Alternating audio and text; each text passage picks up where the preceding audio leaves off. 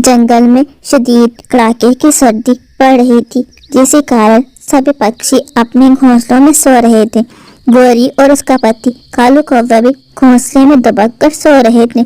जब गोरी कौवे की भूख से आंख खुलती है, इतनी कड़ाके की सर्दी पड़ रही है कि अब तो पर भी जमना शुरू हो गए हैं।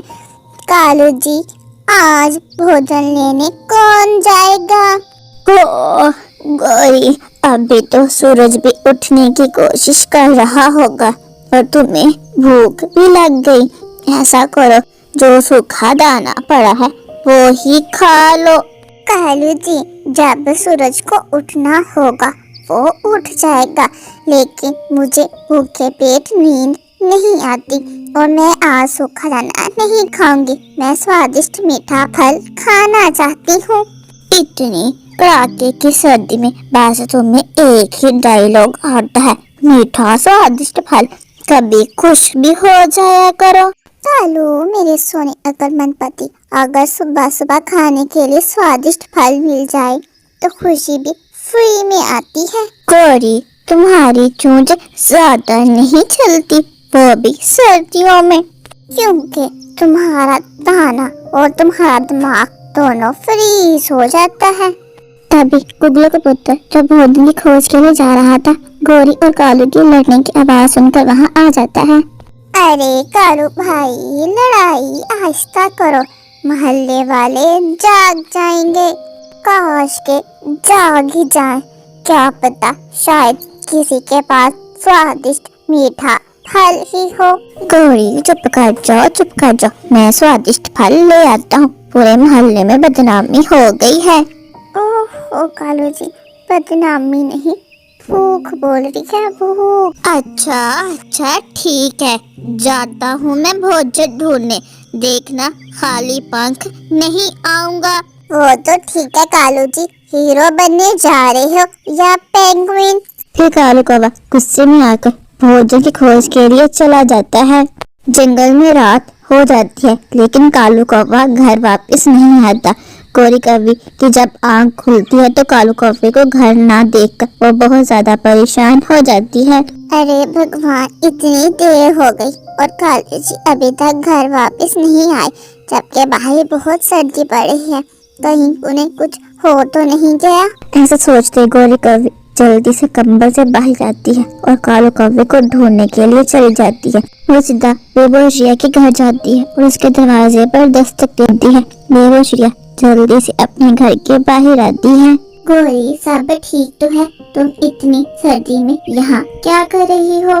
बेबो, आज सुबह मेरी और कालू का झगड़ा हो गया था और वो गुस्से में दाना ढूंढने के लिए गया था, लेकिन अभी तक वापस नहीं आया। मुझे बहुत चिंता हो रही है। गोरी, ये तो वाकई में बहुत परेशानी की बात है। चलो हम दोनों मिलकर उसे ढूंढते हैं। फिर वो दोनों जंगल में कालू कौवे को ढूंढने के लिए चली जाती हैं।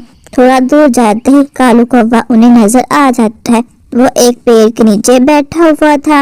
वो दोनों जल्दी से कालू कौवे के पास जाती हैं।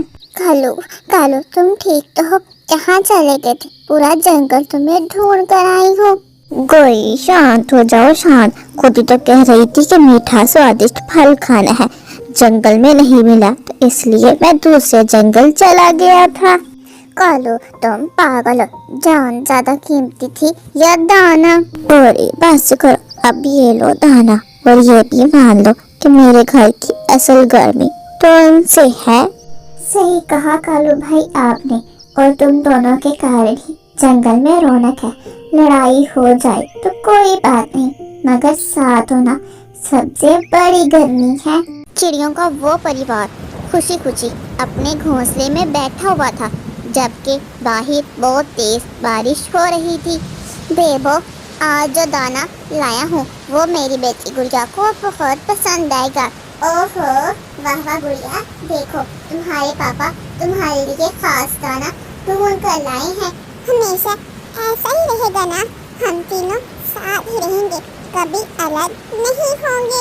जब तक हमारे पर हैं, हमारी उड़ान है, गुड़िया मेरी जान, हम साथ हैं। फिर वो तीनों हंसने लगते हैं और घोंसले में बैठकर एक दूसरे से बातें शुरू कर देते हैं। जबकि बाहर काले बादल आहिस्ता आहिस्ता जमा हो रहे थे, मगर कभी कभी बारिश सिर्फ पानी नहीं लाती, तकदीर के फैसले भी ले आती है।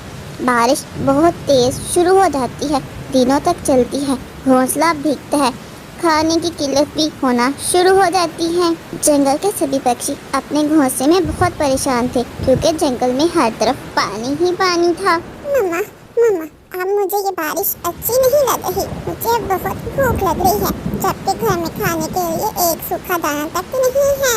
गुड़िया मेरी जान, ऐसा करो सो जाओ, कुछ दाना नहीं बचा। कल कुकू जाएंगे और सुबह तुम्हारे लिए खाना ले आएंगे। देवो, मैं जानता हूँ बाहर खतरा है, लेकिन हम बच्चों को भूखा नहीं रख सकते। फिर पापा चिड़ा बारिश में ही भोजन की खोज के लिए निकल जाता है। वो जंगल में इधर उधर उड़ता है, आखिरकार उसे भोजन मिल ही जाता है। कुकू उड़ते उड़ते थक गया था, इसी कारण वो एक पेड़ के नीचे बैठकर सांस लेना शुरू कर देता है। ये मीठा फल मेरी बेटी गुड़िया को बहुत पसंद आएगा, अब उसे भूखा रहना नहीं पड़ेगा। वो बैठा इसी तरह सोच रहा था कि अचानक पेड़ की एक टहनी टूटकर उसके ऊपर गिर जाती है। कोई मेरी सहायता करो, मैं घायल हो गया हूँ, कोई मुझे बचाओ। मुझे अपनी बेटी के लिए भोजन लेकर जाना है, वो मेरा इंतजार कर रही होगी। बेबो गुड़िया, तुम दोनों मुझे क्षमा कर दो।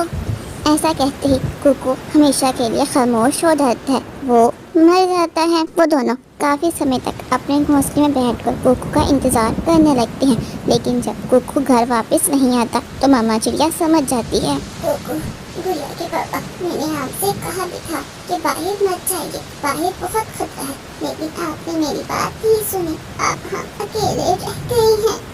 मम्मा क्या हुआ, आप इस तरह से क्यों रो रही हैं?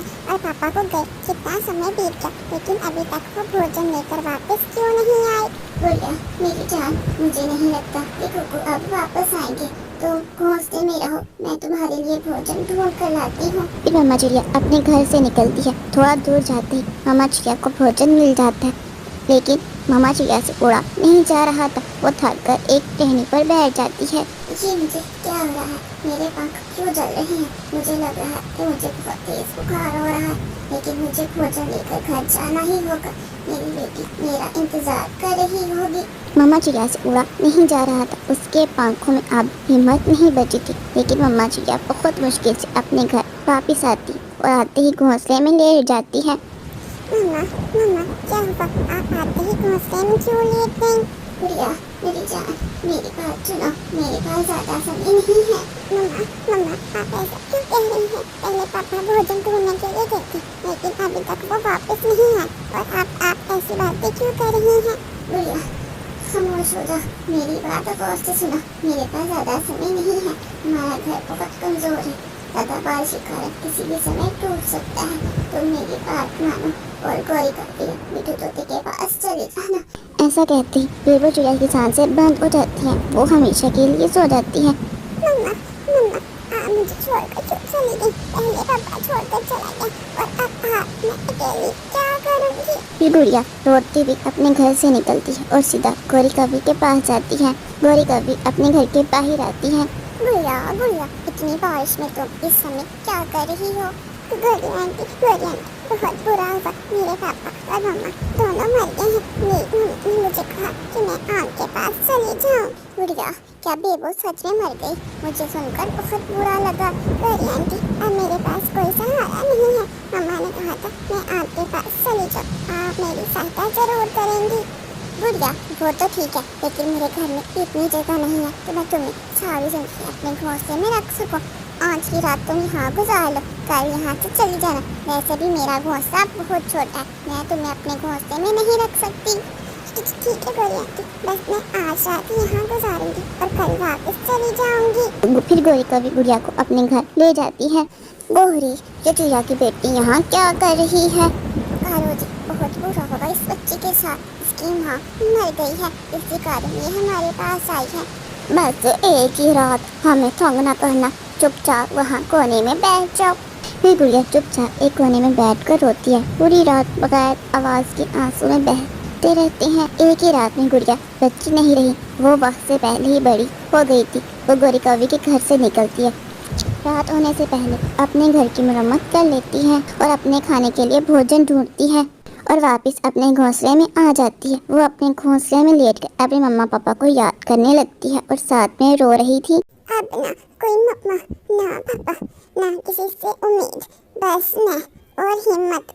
रात होती है और बारिश होना शुरू हो जाती है। गुड़िया खामोश बैठी थी, एक दाना चुन रही थी, आंखों में आंसू नहीं, सुकून है। बारिश पहले सब कुछ बहाकर ले गई, लेकिन इस बार बारिश उसकी हिम्मत को सलाम कर रही थी। मम्मा, पापा, आप नहीं हो, पर आपकी दुआएं मेरे पंखों में है। मैं टूट चुकी हूँ, लेकिन कभी रुकूंगी नहीं।